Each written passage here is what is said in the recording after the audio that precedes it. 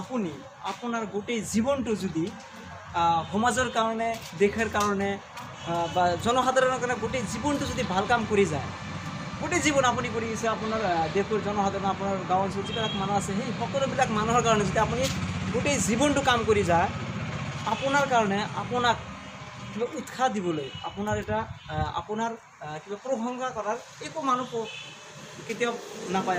আপুনি এজন মানুহ আপোনাৰ প্ৰশংসা কৰা আপুনি মানুহ নাপাব।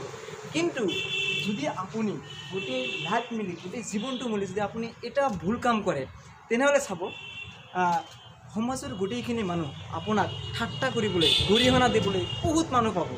কিন্তু আপুনি যে গোটেই জীৱনটো ভাল কাম কৰি গৈছে সেইটোৰ কাৰণে কোনেও আপোনাক উৎসাহ নিদিব, কোনেও আপোনাক গুৰুত্ব নিদিব। গতিকে সকলোৱে নিজৰ নিজৰ মেণ্টেলিটি যিটো আছে সেইটো পৰিৱৰ্তন কৰাৰ চেষ্টা কৰক।